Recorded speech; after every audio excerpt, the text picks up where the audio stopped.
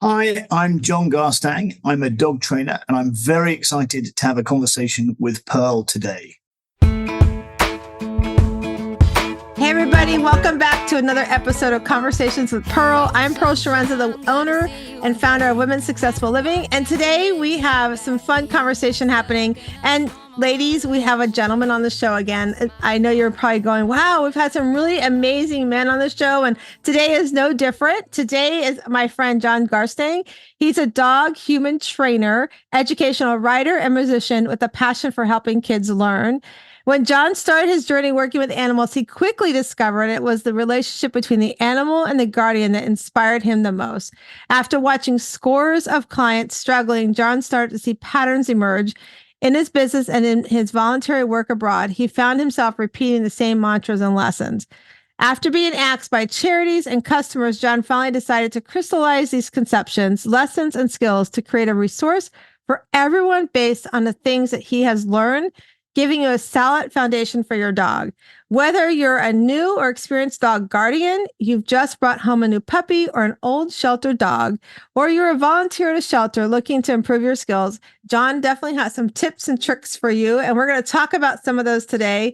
And John, I was looking on your Facebook page. I know we follow each other on Facebook, and I saw the husky you had on there. Did you find a home for him? No, I just got accosted by him outside. I had a bag of food, and he was all over it. He's a smart cookie, that one, and he's one of a kind. And you have to be careful with dogs that are so aesthetically beautiful because they can attract people for the wrong reasons. Like a status dog so I'm really determined to find him the perfect place, preferably somewhere that's not on this Greek island, because whilst it's lovely here, it's not exactly a place that's designed for a husky. Yeah, I grew up with Saint Bernards and I grew up with Huskies, and so I know like there's so much fur and there's just they have lots of energy as well. I remember both those dogs that we had tons of energy, and I remember as a kid riding our Saint Bernard all the time, like she was a little horse, because we were little. But I love dogs, and that's one of the things that attracted to me to having you on the show is we talk about self-care a lot here, and we have everything from self-care, including our animals. And I wanted to have that conversation for those people that have an animal that are, looking to have it, maybe get an animal, just everything you described when I introduced you, because having animals is part of self-care too. Like they give us, we hear about everybody has the different dogs for, sensory issues or just, I forget what's the compassion dogs, those kind of things. We see those all over. Sometimes I feel like there's a little too many of them getting passed through, but I just love, I've grown up with animals. My parents bred St. Bernards. Our husky used to talk to my dad all the time. So the animals are so much fun, and it's a great part of self-care. But let's get started about like, where did this come up for you? Like, take us back to the journey of what led you down this path to say, I want to do this. I want to empower others to have a great relationship with their animal. Okay, yeah. Well, I come from a musical and an active theatre background, and communication is a huge part of my work. I come from a huge family. I'm one of five. I have an Irish mother, and we used to go abroad a lot when I was young for various reasons. So I learned to speak a bit of different languages and meet people from different cultures, and I really realized I was tapping into a part of life that I really enjoyed, like almost a bottomless pit of magic where people are just interesting everywhere, all over the world. There are so many threads that make us similar, but there are so many things that make us fascinating, endlessly fascinating to me. And I always had an affinity working with animals. I used to work in stables when I was younger with horses and horse riders, and having a lot of animals around me growing up in the countryside. And it kind of made sense to me when I first got my first job working with a dog trainer when I was 25. All I was really doing was working out which dogs were compatible with each other and taking them out for walks in small packs. So he would do the one-on-one training, and I would kind of take some of the energy out of the smaller dogs and the younger dogs, or the groups of older dogs, and would find like dogs that were compatible with each other energetically. which again was very interesting to me, and I found it very intuitive work. And as I started to put dogs together in groups that I thought would work, I started to also see the patterns in the people, the families that would have the dogs. You could see the people that were asking more questions about the dogs, that really wanted to know how the day had been for them or whatever. Those dogs responded a lot better because they were generally having questions asked of them. And a lot of the dogs that were kind of just farmed off, we need to get a dog for the family because that's what you do, but we don't really want to take much care of it. Let's just pay this guy to take it for the day. I noticed that those dogs were the ones that were really craving some boundaries and didn't really have any and were a bit confused.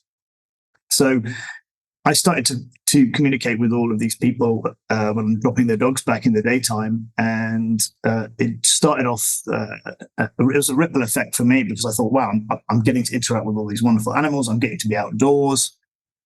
I also found that I was meeting people effortlessly outdoors, and we would start to walk together. I'd meet people regularly and form little kind of micro relationships. But as we walked with the dogs and in the outdoors and the rhythm and the just the magic of being outdoors, I found that people would open up to me massively, even if I didn't really know them, because of the context. And so I found it very therapeutic, not just for myself, but people would. I found like I was almost becoming a therapist because you move in a rhythm, and when you're walking together side by side with someone, you're not confrontational. And I found that again, that was just something so interesting. And as I developed more and more of a passion for it, I started reading more books about it and getting involved in groups, and then eventually that led me to doing my first work abroad in Southern Africa, which was a life-changing experience. That's amazing. I was sitting here thinking as you're describing, like, you're right. I mean, we often think that we hear people talk all the time, oh, animals are just like people. We hear them say that all the time. And you just gave that perfect example. They really are like, we crave relationships. They crave relationships. We crave, having boundaries. They want boundaries, having that very equal, even though there are four legs and we're two legs. It's very similar, in that. And I love how you talk about that, how it became that intuitive work, and it's, and then like you said too, I was sitting there going, gosh, it's right. Cause you hear, it reminds me of hearing the stories where the moms go to the playground and they have the babies and all the moms start talking. Well, you're out there with your dogs, all the dog lovers are out there talking, and you're right. Cause like when we are like that side by side and we're kind of open, we do share more. We do become more open, and we can have those conversations. I could see where naturally that was kind of becoming like that coach, kind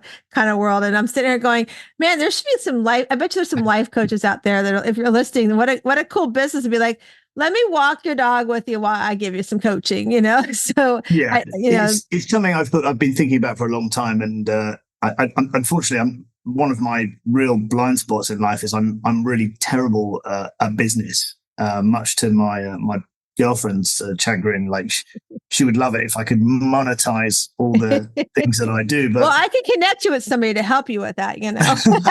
Yeah, I think I'm a lost cause, to be honest. I mean, I'm very creative, and I write books and music and all this kind of stuff. But I've never really been massively driven by money because I've always kind of had enough, and I don't really need very much stuff. Right. And I think that when you do a job like mine, there is a certain amount of fulfillment in your work. And that's really, for me, is like the grand plan. Obviously, it's always nice to have more money, but yeah. It's funny you talk about that. I was talking with somebody yesterday, and we were talking about purpose. What is your purpose in life? And it doesn't always equal that it has to be a big dollar in your bank account. Of course, you got to pay your bills, you've got to live, and things like that. But what's your purpose in life? And are you doing something that brings you joy? And you can see, like, for those of you that are listening, go watch our YouTube video of this, because you can see his excitement and his joy of what his passion of what he's doing, and it's so important, And I get what your girlfriend's saying, my husband all the time too is like, are you doing a hobby or are you doing a business, But it's like doing something that you love because you know how it already makes you feel. And so then if you can take that feeling and pay it forward and teach others to, have, like with you, have a relationship with their dog. Like when your dog comes home, how is your interaction with the dog? Or like you said, are you just coming home going, oh yeah, I had the dog because that's what we're supposed to do. Go over there, dog, let me feed you, that kind of thing. Or you having a relationship with your dog where your dog sits with you and, or wants that attention and you're giving the attention. It reminds me of when I know before you and I hopped on, I was sharing with you how we lost our son last year. And he has his dog Rico. So we have two dogs. We have Chloe, who's a little Shih Tzu. She's like 16 years old. She's got one tooth hanging out. She's getting up there. Her hearing's going. And then we have Rico, who, my son got Rico. We let him get him like the year before he's going to go off. Like, I think it was his junior year of high school. I'm like, why did we do this? Because you're leaving in 2 years. I'm going to be stuck with this dog. Right. But, he loved Rico. He named him Rico. And when Matthew passed last year, it's interesting, like we said earlier, how much dogs are like a human. I remember the day that Matt's friend came over. We were trying to find the clothes that we were going to lay Matthew to rest in. I was looking for a specific Bills jersey for him. And we had things laid on the couch. And, you don't think about the animal, right? I honestly wasn't thinking about Rico at that moment. And Rico got up on the couch and he was crying. Like he had tears, like he knew. And I was like, oh my gosh. I was like, at that point, it hit me like, we got to make sure we involve Rico in this process of laying Matthew to rest because he needs to be able to grieve. He needs to be able to release as well. So we made sure he was part of the process. Like we brought him to the wake. We had him come where it was just us and the family with Rico. And he was definitely pretty distraught over everything. And even now when I go visit Matthew, which this weekend we'll be bringing Rico, I bring him with me. And it's like, as soon as we pull into the cemetery, he starts getting like all nervous and anxiety kind of creeps up. And it's, it is something I think, as you said earlier, we need to tap into our animals because they need, they too, like us humans, need some help with self-care. They rely on us in some ways to provide that self-care and those boundaries. Because if you don't, you're reading a post like I've been reading right now. We have a neighborhood up here from us. It's called Fishhawk. Everybody keeps posting this dog. He's just all over Fishhawk. They call him the Fishhawk dog, but he really belongs with owners who have this big farm and they just let him run and they don't care that he's running the street. And it's like that. And he looks like he needs to eat too, but it's like, even the owners need that training, which I know we're going to talk here in a few minutes. That's what you do, but it's really interesting that intuitive work that you talked about, like having the intuition about recognizing how your dogs, are. And so since Matt's passed, I was not, John, a person who would let a dog sleep in bed with me. That was like a no, complete no, not happening. Get lost. Don't ever let that happen. And Rico always slept with Matthew. And so immediately after Matt passed, he was jumping on our bed and I was like, oh, I can't tell him to get off. Like, I just was like, I can't. And I was like talking to my son going, I can't believe you're doing this to me. I know what you're doing. I get it. I know why you're doing this. Right. And so even like just recently I had a friend of mine who her brother was staying with us. And it was so interesting how much her brother had a lot of similarities like our son Matthew did. And Rico took to him right away. Well, he's no longer here. So now Rico's doing that withdrawal and everything. And last night, like every night, he'll come to me, like sits near me, like it's 10 o'clock. Are we going to bed? And I'm like, oh, here we go again. But they have those routines. They have those boundaries. They do have the intuition. And it brings me comfort too. Don't get me wrong. I love both the dogs tremendously. But I like what you said about creating those relationships with our dogs and how those overlap into our relationships we have in our lives as well, because they kind of mirror, right? Would you say? Yeah, I mean the mirroring thing is all over our lives, isn't it? It's with our partners. It's sometimes it's a direct reflection of the way we are. Sometimes it's the things that we see in other people that are like us that make us feel uncomfortable. That's one of the hardest ones. When you're seeing yourself and you're like, I don't like that. And, someone who knows you's like, well, that's exactly what you're like. And that happens, of course, with our children. And the phrase I love is, our children are the best of us and the worst of us. And I I'm going through some soul searching in my relationship with my 10-year-old at the moment. So yeah, it's very important to see the similarities and the parallels between us as human beings and our canine companions. But it's also really important to realize that they're a different species. They're a different animal to us, and to respect and to acknowledge that. And I think, whilst it's really important and fun to look at the parallels and the lessons we can learn, if we go too far down that route, we get into the kind of anthropomorphism area, which is unfortunately one of the big reasons why a lot of people don't look after their dogs very well, because they do treat them a bit too much like a human, and it can be very confusing for a dog. Because we can't communicate in the same way verbally. So we can say to our kid, look, when our guests come around, you're not allowed to do that. That's something that you're only allowed to do with your mum and dad. Like, when ask for, interrupt, we're on the phone, or jump on our laps when we're talking or something like that. And then we can tell our kids that, and they can understand that because it's verbal. But a dog is going to just be confused if he's allowed to jump on our laps, for example, is a good example. Jump up when we come home from work, we're like, hey, Poochie, and they're like, yeah, and they're licking our face. And then the next day, our uncle comes round and he's terrified of dogs. He got bit last year. And we're like, the dog jumps up and we're like, get down, and the dog's like, and it's just not fair because the dog doesn't know. So the key is with that is to train the dog to not do it except when you want it. So like the bed thing, it's up to you. I don't teach people how to live their lives. I don't say you should do that, you shouldn't do that very much, unless I think it's going to be detrimental to the health of the household or whatever.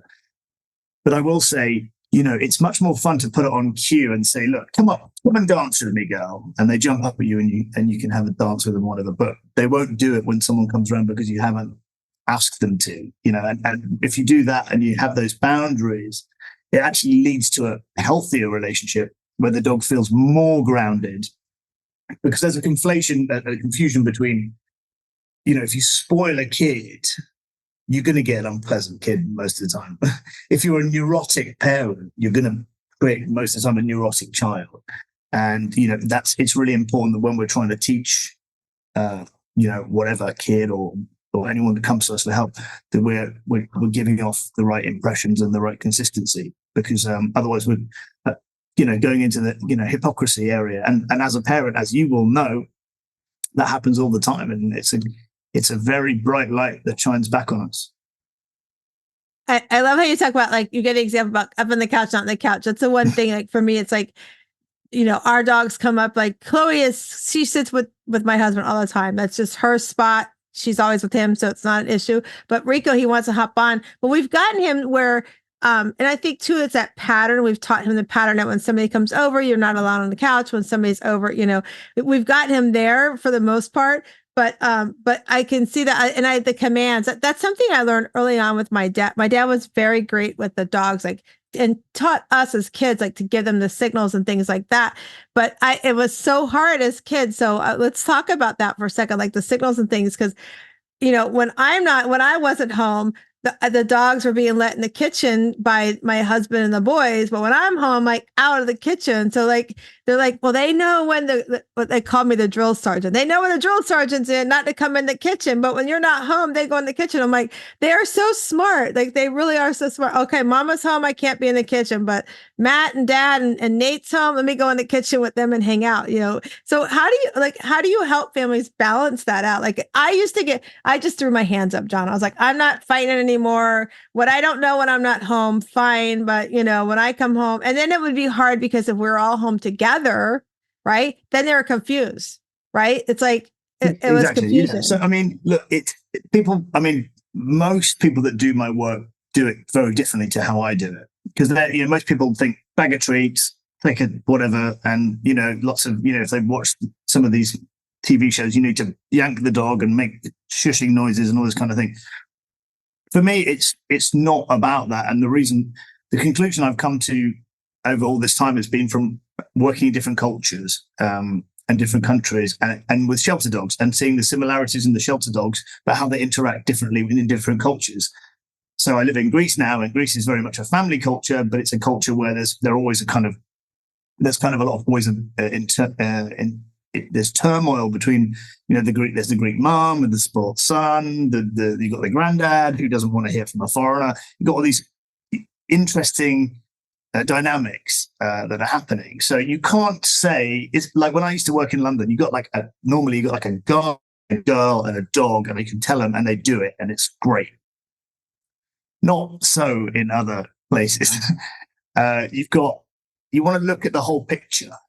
Before I even start with anything, I go and I look how people live, and I look at the interactions between them. I ask questions about who does what, who wears the trousers, who prepares the dinner, who takes the dog for the walk most of the time, who's the one who's most likely to feed it from the table, who's the one who's, and I try and find out, and it's really great fun for me.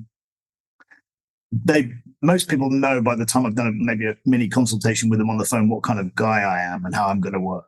And I'm like, if you want someone to just boss you guys around and stuff, then go somewhere else, because that's not me. If you want to learn more about why your dog behaves how it does in the context of your dynamic, then I'm your man. And so I would have to look at the interactions in the family. And obviously, if you have that kind of domiciled power over your kitchen area, you don't just have that with a dog, you'll have it generally. Like I'm cooking now, like I don't be making a sandwich when I'm trying to do 3 things at once, because otherwise my timing is going to get out of whack and we're all going to be, screwed. So you've got to see how the dynamic works. And then you've got to get people together and say, okay, how many people are actively involved in this animal's life? And what would you like to see more of from your dog? And what would you like to see less of? And I kind of break it down to those component parts.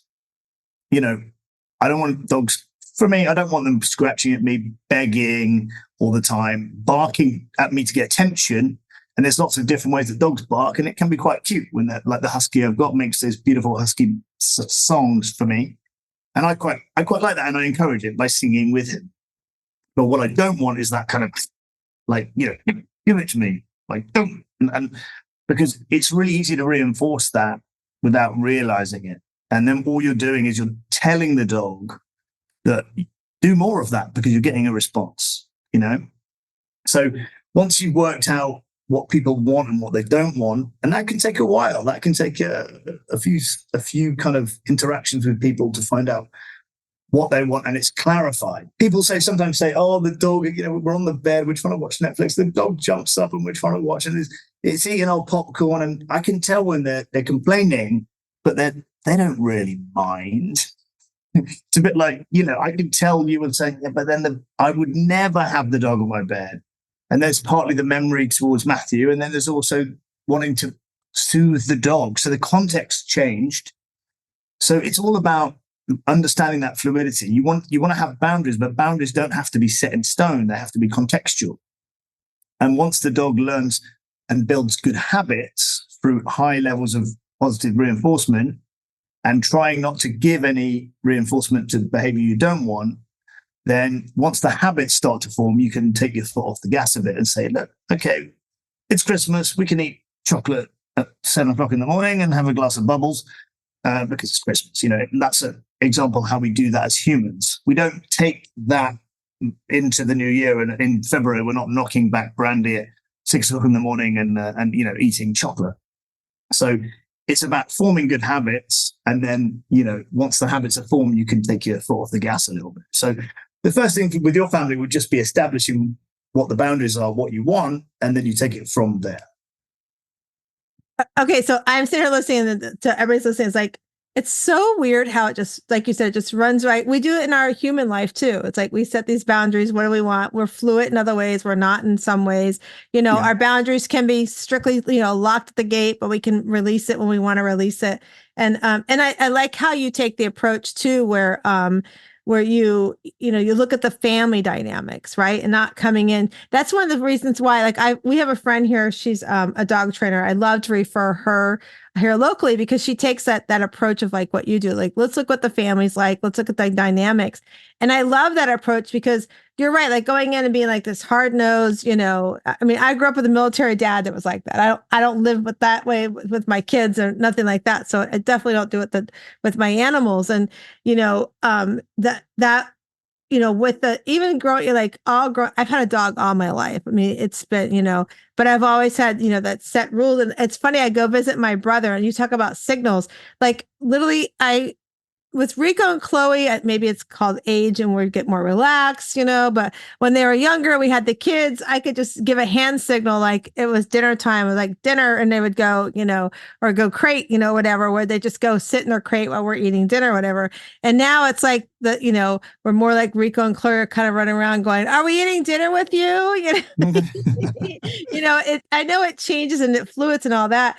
And so my biggest challenge, and so I'm going to ask you this question because I think one of the biggest challenges when people first get the dog is like that whole breaking them of like the potty training piece. Like I feel like for me, that's the biggest piece of the training is getting that piece down because I don't want you in the house, Now I have friends to this day, they're like, I actually have one friend whose dog uses the toilet, believe it or not. But it's like, okay, it's strange. I'm like, it's the funniest thing in the world. But I'm like, and then I have another friend who still has like the little grass things because I know in some apartments you kind of have to have that.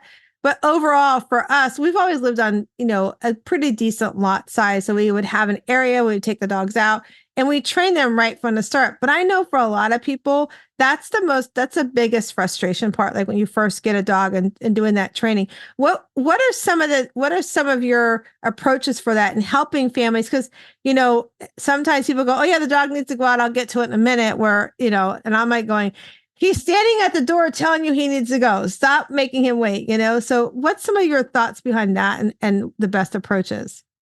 Well, as I alluded to earlier about the making of habits, so a lot of people will paper over the cracks. So prevention is always better than cure with everything. It just is. So when people put puppy pads down, all they're doing is they're encouraging their dog to pee on them, which is fine if they don't mind having puppy pads for a long, long time. The thing is, when dogs pee, they produce these pheromones, these chemicals, and that's the reason why boy dogs pee on trees and whatever fire hydrants, because they're leaving their mark, and it's all very interesting and chemicals everywhere, and that's how dogs get a lot of their stimulation, their mental stimulation, which is why it's really important for people to allow their dogs to sniff stuff rather than being like, "Come on, we're supposed to be walking," and the dog's like, "Well, I have no interest in that walking. I'm interested in this piece of dirt right now." And it's really important to remember that. So the first thing you have to realize is if the dog starts peeing somewhere in the house, it's generally going to be in quite similar places, and that's a pheromone. And if you don't get rid of the pheromones, then it's just basically like a WC sign. So the best thing I think to do is, like I said about the forming of habits, at the beginning of forming a habit. So, okay, great example with humans, it's going to get to New Year's Day soon. Everyone feels really, really flabby and rubbish. And, so everyone's get straight to the gym. And I was telling my son about this. And he's young, so he didn't really understand it. I'm like, yeah, no, it's how everyone's out jogging today, like 2 days after Christmas. But it takes many days of doing that to get a habit, and until it gets to the point where it feels weird if you don't do it. That's kind of your aim. You want to get to the point where I'm like, oh, I didn't go running today. I feel like a slob. That means the habit has become so ingrained that you do it, and that's great. So with the dog, you need to I would probably use a confinement area where where they probably at the beginning will be discouraged to use the toilet, but give them like a run from there where they can use a toilet that you've prepared. So it means that they've got their confinement area with their bed and everything they need, but then what they realize that when they need to use the toilet area, it's away from where they sleep, and that discourages it. But the way that I personally do it is I just do it on a timer first. Once you've cleaned the whole area, there's no pheromones anywhere, there's no puppy pads anywhere, the dog has a place where it can be confined. Give it its food, give it a walk, let it run around, give it its food, watch how it drinks, and then make a note of the time. And always, always, always, when you take your dog outside, keep it on a leash. don't just let the dog run around doing what it wants willy-nilly. There's a few elements to this. If you keep it on a leash, you can make a note, but take your time. Don't be in a rush. Oh, come on, because that's not going to work. Wait till it goes and make a note of that spot. Bring it inside. When it's going for a pee, when it's going for, be like, pick a word or a phrase. I personally use hurry up. Because when I'm late at night and I want to get to bed and hurry up, and then the dog will be like, okay, but you have to be quiet. Because if you go, yes, speed, the dog will be like, what? And it'll stop. So keep it calm, get your timing right. As soon as the dog pees, maybe give it a little treat, a little bit of cheese or something nice like that. Get a nice little ear massage. Good dog. Bring it back inside. And do it on the clock when the animal is young and its bladder is very small. Do it on the clock and get it used to it. Now, the key thing is, where many people get this wrong, especially if they live in an apartment, is what they do is they take the dog out and they're like, come on, bedtime. And the dog goes to repeat, and then they take it straight inside. And that's a terrible mistake, because the dog will learn that it will be punished for going to the toilet by being taken inside. So what you should say is, when the dog has a pee, you should say, good dog, let's take a little walk. And even if it's only 3 minutes, take the dog for a little walk and say, you've gone for a pee, and as a result, I'm going to let you have a little walk around the block. You can sniff around. Well, good dog, and have a nice little time, even if it's late at night, and then inside. Because if you don't do that and the dog's bored, you take it outside and it's thinking, I'm not going to go for a pee because you're taking me straight inside. So always reward. It's like when a dog comes back to you in a recall session, give it a nice cuddle, make sure you have plenty of time, and then let it go again. And reward it for coming back to you by letting it play again. Reward it for going for a pee by going for a walk. But in terms of making sure the dog doesn't pee inside, get it on a clock. Make sure the pheromones have disappeared completely, and make sure you get your rewarding right. Your timing has to be exactly right. And then I think that's probably the most effective way that I know. That's such a great example, because I know we've been in our house here now 3 years, and we're in a smaller home. We're on like a postage stamp lot. We went from like almost 2 acres of land to, we have a yard that's not fenced in. So we have to take our dogs on a leash. And so that was an adjustment for them. That was like a whole new training for them coming here, because we had a fenced area, and we did like you did. We would take them outside. We would, we didn't just let them go when they were younger, because then we know they would do their business, and then we would let them run around in the pen, and they would call them back in, right? We'd take them off the leash, they'd go run around, come back in. And so as they got older, they knew, okay, I'm going to go out, I'm going to do my business, and I'm going to get to play for a little while. Then they'd come to the fence, and they'd bark like, okay, I'm ready to come in, come get me. We'd let them just kind of have some we'd play with them for a little bit, then give them some free time. And so we came here, total opposite. Like, I remember, at the old house, if the door opened and Rico got out, it was like, no big deal. He's going to run the neighborhood. He's going to come right back. Right. But here, he didn't know the neighborhood, totally new for him. So a friend of mine was coming in the door, and Rico got out. He went next door, and, he sees a dog. He wants to talk with the dog. And my neighbor's like, that's not cool. And I'm like, listen, I'm really sorry. We just moved here. He's used to like coming from here. This is this. So she kind of held it against us for a little while, but we had to teach them how to go with us on a leash. And it's funny how you said that. I just did this on my own. So I'm very proud of myself to hear you say the reinforcement what we did. And we would take them out, and we would, they have this patch of grass over here right by where we go. They know that's where they're going to do their business. We pick up, after they're done. And then we take them for a little walk afterwards, And so, and it's so funny how they know their routine too, because our back door, like literally you come out the front door, you can swing around back to the alley, and you come in our back door, right? So they know that, okay, if I go up here, by the time I'm done, do my business at the front end, by the time we get to the back end, we're going in the house. So sometimes they'll pull me to go in the house, like, okay, we're going to go in. I'm like, don't you want to walk a little more? I know I do. Especially if it's raining or something like that. Oh, it's raining. Like, let me in. Let's go.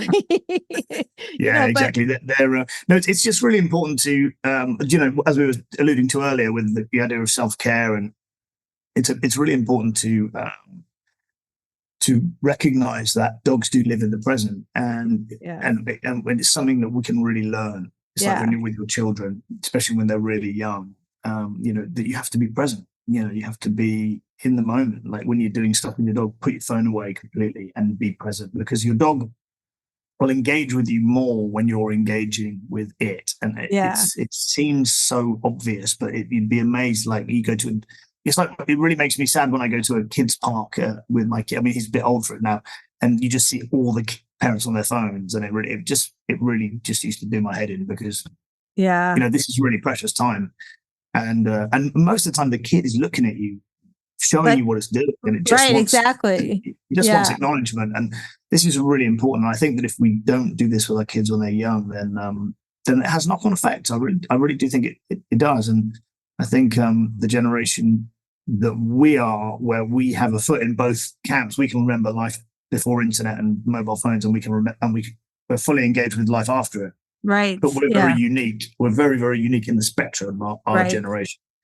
So I think that it's our responsibility to teach kids that about engagement, about being present, about what the great lessons that we can learn from our animals, which is exactly what my education program in Greece is all about. Yeah, I love that you said that too. And you know what brought me back too is like you're talking about personalities with the dogs and even with the kids. Like so, like my boys, they're total opposites. My oldest was, athletic, and he could go walk up to a girl and talk to her, no problem. My younger one was more, introvert, more like he'll build computers versus doing athletics. So very opposite. And it was the same thing even with our animals. And I remember like when you talk about as you're talking, it reminded me of what we were saying earlier, how who you were giving the example, like who likes to get the dog the treat from the table, right? And so I remember we got with Rico, like Rico knew with me, I don't want horse playing. I just want you to hang out with me, sit with me, I'll pet you and that kind of thing. Where Matthew walked in the door and Rico's like, yeah, it's on. We're gonna go wrestle. We're gonna. So it was interesting because my mother-in-law, she shortly after we got Rico, she she actually called the animal control on us because this was around the time here in the US we had the thing with Michael Vick happening. So Matthew would come home from school and he would wrestle with Rico, and Rico would make that like growling noise with them. He never chomped down with teeth or nothing like that. Like we taught him that early. And so she's like, he's raising a fighting dog. And I was like, so when I happened to come home in between my meetings, and she's like, did the man call you? And I'm like, what man called me? She's like, the man who's going to call you. And I'm like, and we were always on here like, don't answer the door to anybody when we're not home because, we're kind of in a secluded neighborhood. Normally nobody comes up here. So I called my husband, I'm like, did somebody call you? Like your mom is asking me, like somebody was calling me. And we were like, how the heck did she figure out? Well, like you were talking about phones, like the kind of phones we have now, like when this is going to date us, she dialed 0 on the telephone at home and got the operator who got her animal control. Right now, you have to go to Google and find that stuff out. Right. So she Yeah, calls. She that's quite calls. bizarre. I know, it's so bizarre. So she She called. she could have maybe asked you first what was Right. going on. Yeah. So my husband goes, oh my gosh, Pearl. He said, Mom called and told him that we were raising a fighting dog. So they came over. Now, when the dogs know that when we're not home in the laundry room, they would be in their crates. Like we gave them big crates to be in, especially because I didn't want them to have the room of the house. And then we knew my mother-in-law came, so she would have a habit of letting them out and not paying attention where she was letting them out. So we didn't know where they would end up at. So the man told my husband, oh my gosh, your dog is so far from a fighting dog. He goes, I put my fingers in the crate. He was like licking my fingers, like, can I come play? So, Yeah. and so it was so interesting. Like what you said is even like with our kids and our, we act differently when we're around different people and that kind of thing. So that's a great reminder. And I just thought it reminded me of that story with my mother-in-law. So when somebody is working with you, John, what are some of the things, like, I know you talked to us about visiting the family and getting to know the family. What are some of the next steps after that you work with them? And do you do it in person? Is it virtually, like a combination? So I'm just in the process of finishing off the creation of of the Positive Pet Academy fundamentals course, which is created, like you said at the beginning, to try and help people who don't have access maybe to a good trainer in their area, or someone who has the kind of philosophy that works for them. And it's just the way that I work, to be honest, Pearl, is about mindset for me. It's about getting yourself in the right mindset before you even start. Like, what do I want out of this relationship? Do I see this dog as being part of my family? Are we on a team together? Because like I always say, if it's all about domination and subjugation, and you said that your dad was in the forces, and there is a place. Obviously, the forces is a great place to boss people around, because that's the nature of the beast. And if you're a volunteer army, like in England, and you have to join the army rather than being conscripted or whatever, then you know what you're getting into. There's lots of things that I like about the army. The idea of jumping out of planes and climbing trees and stuff like that. But if someone's going to start ordering me to do something I don't want to do, then it's probably not going to happen. So therefore, ergo, I can work out the army isn't for me. So, I say to people, if you want to be that kind of guy who wants to show that dog who's boss, dominate them, and, that kind of the leader of the pack stuff, which is kind of, we're like wolves and all this kind of stuff. It's just so inaccurate in so many ways. There are elements of truth to many of it, but it's just a wrong way of looking at things. And I feel like it's too much about the kind of misogynistic, overly domineering culture that permeated through cultures for so long. And I'm much more about get your head in the right space. If you're drawing boundaries up for your dog, then you could argue that there's an alpha element of that. So but you don't have to be proving it all the time. You're providing the dog with a home. You're giving it food, often by hand. You're drawing up boundaries for it. That frames the relationship in the first place. You don't have to go around frightening your dog, dominating your dog, showing it constantly who's boss. It's just what you do often. If you don't know, or if you do that in the wrong way, and I never advocate anything like that, but what you're going to do if you do that kind of thing, as well as just being a bit of an idiot, you're going to make a frightened animal. You're going to make a reactive animal. You're going to make an animal who doesn't know how to behave. So what the best way to do is to just draw up the boundaries and work with respect and love and get these things correct in your head before you start, because then everything's much easier. Make sure the environment's prepared correctly. Make sure you know what you're doing, and make sure you've read some books. Make sure you've got maybe some friends who've done it before. Do you have a friend who's got a nice dog? Do you have a friend who's got a nice dog with a big garden? Do you have areas near you where are safe, where there aren't going to be children around, where there's the people are friendly? Get your environment sorted. Get your heads in order. Get the right tools. Make sure you've got a good quality leash. Don't use these flexi leashes if you've got a big dog. Don't use choke chains. Don't use shock collars. Get these things done early. And then when you get to the point where you actually engage with your dog, you're halfway there. You've asked the right questions. You have the right answers. And then you can approach the relationship with joy rather than with trepidation. Okay, everybody who's listening, do you guys understand the correlation? I mean, it's the same approach for humans, right? It's exact same approach, like having boundaries, communication, setting them up, make sure they're clear, make sure they're understood, being prepared, get everything together you need to prepare so that you can go into this relationship with the dog, just like you go in a relationship with others in your life with good success, because you're building the tools in the toolbox to help you get there. And I love that you talk about the things like not to do, like this. I hate the shock collars. When I see those, I'm just like going, oh my gosh, it's just a cringe. And I also love to see, like, I love the dog parks, but those people who bring the dogs that are, not good with other dogs to the dog parks, it's like, oh my gosh, why are you bringing them, those thought process behind it. But like you talked about, like creating that mindset, helping the dog create a good mindset for them too. It's so correlates to us as humans. And it made me think of something. I know earlier you said the dog can't talk to you.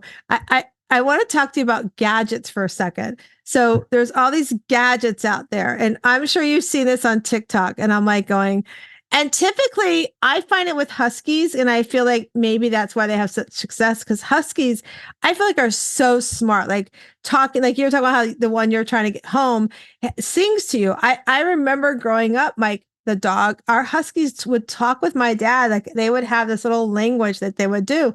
But these little things on the floor where they say, like, I'm hungry. Like, have you seen those things? They push the button. One says, I'm hungry. Once, I don't know, I'm mad. There's like, have you seen those?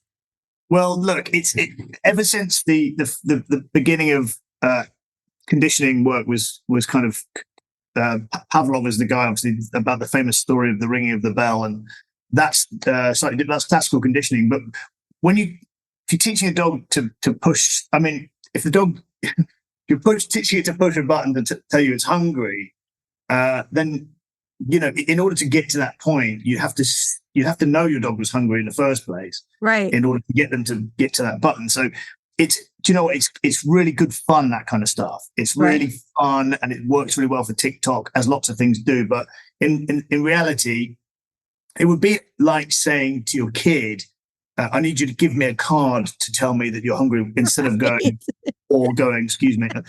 So it's good fun stuff. I'm not going to try and be a killjoy here. But I know when I look at it, sometimes I'm like going, that would really irritate me. I would much rather Rico and Chloe walk up going, okay, Mom, it's around 5 o'clock in the afternoon when I usually eat. Can we go outside so I can come in and eat now? Listen, so I talk about this all the time. Right? So when you get to know someone really well, there's a lot of unspoken stuff. If you've been married with someone for a long time, or you've got a sister or something, you can communicate without saying anything, just a little raised eyebrow. You can have that with your dog. You really can. I mean, obviously, some people have more skills, some people have more aptitude, some people have more time. But the dog that I go to dozens of schools all over the place with my dog as a demonstration dog, so people can see body language. And we don't have to do anything. I never have to say anything to her. And when I'm doing dog training, I very rarely use verbal cues, because when you have a relationship that you've developed, then everything's kind of unspoken. Like if you go around your auntie's house and you put your foot on a table or something, and she just looks at you like that, then you're going to stop. And you don't need to be slapped or shouted at, because it's there because it's been cultivated. Right. So whilst these things you describe are, they're good laugh, as we say, they're good fun. Yeah, they're a good laugh. It's papering over the cracks. Like the really key thing you want to be doing with your animal, with your boyfriend, with your parents, is to cultivate a deeper communication. And that is something that, can't really be replicated by pushing buttons and stuff like that. Although I do see that it's a lot of fun. Yeah, I'm looking at going, that would just aggravate the heck out of me. Yeah, it would do my head in as well. But, I think for media like that, it's great fun. And but what I don't want to do is I'm very disappointed, because everywhere I go, people always say, oh, you like that guy on TV and he does the thing. And I'm always like, that's a TV show and it's edited. Right. The problem with editing shows is it taught a big generation of people with dogs that you can fix problems really quickly if you just do the stuff that he's doing. And that's just, it's missing the point, and it's also lazy, and it's also irresponsible to make shows like that, because having a dog in any relationship, it should be fun, and it should be fulfilling, and it should be magic, like absolute magic. Absolutely. And if you think you can just fix things by taking a pill, or people go, oh, I want to lose weight, if I take this pill, it takes effort. You got to eat right, you got to exercise, you got to go to bed decent time.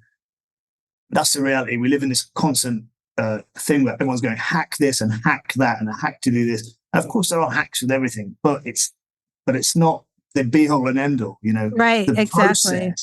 The process is everything for me, and the process of learning an instrument, the process of learning a culture, the process of having a good relationship is much more important than the hacks that get you to the end point. Because with relationships, there is no end point; it's all just a process.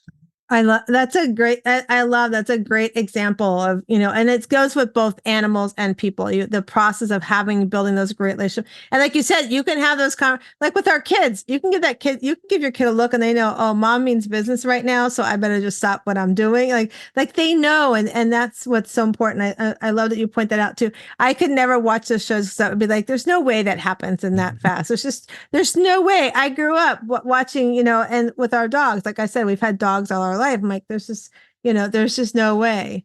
Yeah, I mean, and also like the stuff that I do is it's a bit more abstract. Like it's about energy, and I'm a big believer in like I can like dominate a room with a dog. When I say dominate, is in take complete control of the room and have the dog focus on me, just because I've done it so much. But the thing is, you have to remember, if people have already expected me to come into a room and they want to listen to me, then just by by action of that design, people are going to suddenly focus on me. And the dog isn't used to someone from outside coming in and having that focus.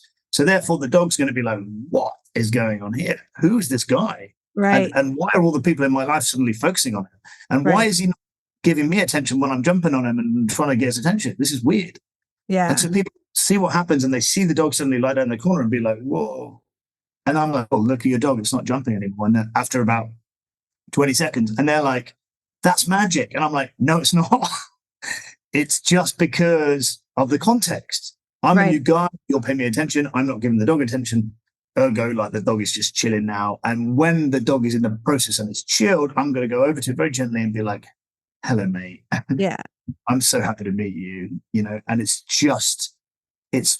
easy when you know how, like everything. Right. I love that. So we're getting close to our time.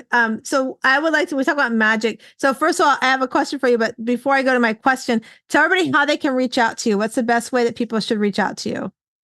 So I have the Positive Pet Project, and that is my kind of international organization where I help shelter organizations and different shelters to help with rehoming dogs, also giving advice to people if they have a shelter, maybe in a part of the world where they haven't got the resources and they need some advice. So you can reach out to me on Instagram at the Positive Pet Project. And at the moment, my Positive Pet Academy.com is being designed and finalized, and that will be it's extensive. There's going to be stacks and stacks of video explainers, loads of different dogs that I work with in all the videos, lots and lots of ideas about my philosophy, stories about things when I've done X, Y, and Z in different places and how it's worked and how it's been really effective, but it's been gentle and kind and fun. You can also go on my Facebook, John Garstang, when my name is there. I can't remember. There it is. And you can just send me a message and say hi anytime. If you want to do a consultation with me, if you just want to reach out, send me a message. We can have a chat. And if you want to go through like a proper hour-long consultation where we get into everything, I'm quite happy to do that as well with you. Positive Pet Project on YouTube. There's some music that I created with some musicians in Greece that we wrote for some original music for the animal cause in Greece. There's some information about the award I won last year and the book that I wrote, which is in the Greek national curriculum. But other than that, I'm about, if you can write down my name and you remember the Positive Pet Project and you're on Instagram, just drop me a line and I'll be more than happy to say hello. Absolutely. And we'll make sure we put everything in the show notes. People can find it as well when they go online and find it. So I'm going to ask you a question. So what do you love to do for self-care? What's your favorite thing to do for self-care? Dear me, the devil in me and the shoulder comes up when you say things like that. Because I like the broad spectrum of humanity. As being a musician, I like to party. I like to spend time with people I like. I like to spend time on my own in social situations and try and work out what things are going just for my own stimulation. I do yoga. I'm a qualified yoga instructor. So on the physical side, I windsurf. I love to read books and also audiobooks. So I do a lot of huge yonks in the countryside, either with my dog or solo, where I'm just listening to audiobooks and taking in the scenery. I love to spend time with my boy, my son, Ozzy. He's an absolute darling. He's incredibly bright and actually he's a bit too bright. We played a trivia game yesterday, and I'm regretting all those books that I bought him when he was younger because he actually beat me and some adults, which was quite Oh, I frustrating and love it. embarrassing. I've got a wonderful partner, Irma, who's amazing. We both are food obsessed. We love to cook. She's a professional, and I'm just kind of a renegade, fly by night, kind of chuck everything into a pan and see what happens kind of I guy. love it. We love to cook, and so yes, the simple things in life. I live in Greece on the Greek island, so I can walk down to the Mediterranean Sea in half an hour from my house. I can literally walk there That's and swim amazing. whenever I want. And so, yeah, I like the simple things in life. Yeah, music, parties, That's animals. awesome. I Yeah, love it. That's so amazing. You live in a beautiful place, beautiful part of the world. So, and you're taking advantage of it. I think that's amazing. So, everybody understands that I already told John about our Better Questions, Better Life cards. So, we're going to shuffle them. And when we stop, he's going to answer the card and we're going to talk about the card. So, I'm gonna try. I'm gonna try anyway. okay, tell me when to stop. Stop. All right. So, your card says, okay, do you remember the card I pulled earlier? This happens every so often. What do I see differently? You got the same card as what I pulled earlier.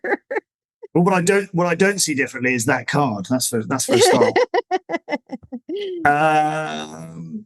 So, like, explain to me what you really mean by that question. So it's whatever resonates with you. So what do you see differently maybe in your life? What do you see Yeah, differently, in yeah. I think it's really like I think people often they get caught up. They can't see the wood for the trees. They get caught up with too much information, and they're in that kind of space where there's no room to get perspective. So it's a big metaphor in yoga. It's a big metaphor in working with animals. Is the ability to be objective, to step back, and to see things. Speak. It's sometimes to be dispassionate, which is quite a difficult thing for me because I'm very passionate, but just to take a breath and be like, okay, what is happening here? Like, why is my dog doing that? Why am I reacting so badly to that thing happening? Why does that not sound good to me right now? And then to say, okay, let's try and see things objectively. So I think that's something that I try and teach my son. It's something I definitely teach in my dog training, my yoga, and in my music. So I'd say that is probably the best answer to that question. That's a great answer to that question too. It's a good reminder for us to also to look at things differently. Like we might have always looked at things the same way all the time, but maybe Mm. take a different perspective of how you're approaching things. For those that are listening, this is being recorded just before the new year. So how are you looking at 24 that's so differently? How do you go into the new year? Like you were saying earlier, talking with your son about how everybody creates this habit. They're going to go to the gym and everything. Why just January? Like it can be any Yeah. time of the year, right? It's like no matter what. And so the challenge too is to look at things differently. For me, with coming into that season that we're heading into, is like if the end of January it's not working, just find something that works for you. Let's just take health and wellness. If you just want to change something, just pick one thing and just work on that one thing. I saw somebody the day said, I decided at the beginning of 23, she was going to go for a walk at least once a day. She said, I didn't give myself a time limit. I sometimes I take a 2-minute walk, sometimes I take a 30-minute walk, but I'm walking every day, which was my commitment to myself. So I'm like, that's a great way to see things differently when you're committing to something. So thanks for It is. playing along with that.